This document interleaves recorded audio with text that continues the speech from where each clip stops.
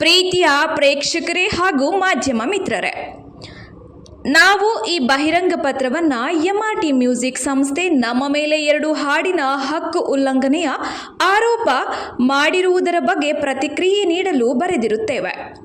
ಮೊದಲಿಗೆ ಸ್ಪಷ್ಟೀಕರಿಸಲು ಚಿತ್ರದಲ್ಲಿ ಬಳಕೆಯಾಗಿರುವ ತುಣುಕುಗಳನ್ನು ನಿಮ್ಮೊಂದಿಗೆ ಹಂಚಿಕೊಳ್ಳುತ್ತಿದ್ದೇವೆ. ಕಾರಣ, ಚಿತ್ರದಲ್ಲಿ ಈ ಹಾಡುಗಳು ಯಾವ ಭಾಗದಲ್ಲಿ ಯಾವ ರೀತಿಯಲ್ಲಿ ಬಳಕೆಯಾಗಿದೆ ಎಂದು ಹಾಗೂ ಬಳಕೆಯ ರೂಪವನ್ನು ನಿಮ್ಮ ಗಮನಕ್ಕೆ ತರಲು. ಇನ್ನು ಬಳಕೆಯಾಗಿರುವ ವಿವರಗಳು: ಮೊದಲನೆಯದು, ತರಗತಿಯೊಂದರಲ್ಲಿ ಶಾಲಾ ಬಾಲಕಿ ಒಮ್ಮೆ ನಿನ್ನನ್ನು ಹಾಡನ್ನು ಸಹಪಾಠಿಗಳ ಮುಂದೆ ಹಾಡುವುದು. ಎರಡನೆಯದು, ಮನೆಯ ಟಿವಿಯಲ್ಲಿ ನ್ಯಾಯ ಎಲ್ಲಿದೆ ಹಾಡಿನ ಪ್ರಸಾರಣೆ.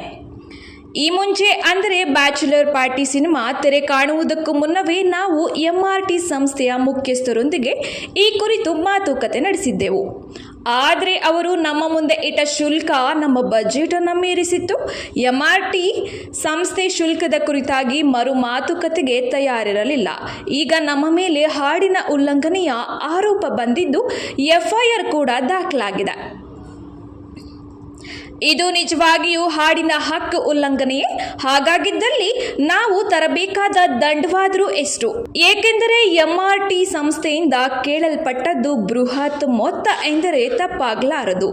ಅಲ್ಲವಾದರೆ ಈ ತರಹದ ಆರೋಪವನ್ನು ಈಗಾಗಲೇ ಅಥವಾ ಮುಂಬರುವ ದಿನಗಳಲ್ಲಾಗಲಿ ಹೇಗೆ ಸಹಿಸಿಕೊಳ್ಳುವುದು? ಇದೊಂದು ಯಕ್ಷ ಪ್ರಶ್ನೆ. ಇದಕ್ಕೆ ಉತ್ತರ ನಾವು ಹುಡುಕುತ್ತಾ ಬಯಸುತ್ತೇವೆ. ಹಾಗಾಗಿ ನ್ಯಾಯ ಮತ್ತು ಪ್ರಬುದ್ಧತೆಯನ್ನು ಕಾಪಾಡಿಕೊಳ್ಳಲು ನಾವು ಇದನ್ನು ನ್ಯಾಯಸ್ಥಾನದಲ್ಲಿಯೇ ನಿರ್ಧಾರವಾಗಲಿ ಎಂದು ನ್ಯಾಯಾಲಯದ ಮೊರೆ ಹೋಗ್ತಿದ್ದೇವೆ. ಇದರಿಂದ ಇನ್ನು ಮುಂಬರುವ ದಿನಗಳಲ್ಲಿ ನಮಗಷ್ಟೇ ಅಲ್ಲ, ಬೇರೆ ಇನ್ಯಾವ ಸಿನಿಮಾ ಕಾರ್ಮಿಕನಿಗೂ ಈ ಪರಿಸ್ಥಿತಿ ಹಾಗೂ ಗೊಂದಲ ಎದುರಾಗಬಾರದೆಂದು ನಮ್ಮ ಈ ಪ್ರಾಮಾಣಿಕ ಪ್ರಯತ್ನ. ನಿಮ್ಮ ಬೆಂಬಲ ಮತ್ತು ಪ್ರೀತಿಯನ್ನು ಆಶಿಸುವ ಪರವಂ ಸ್ಟುಡಿಯೋಸ್.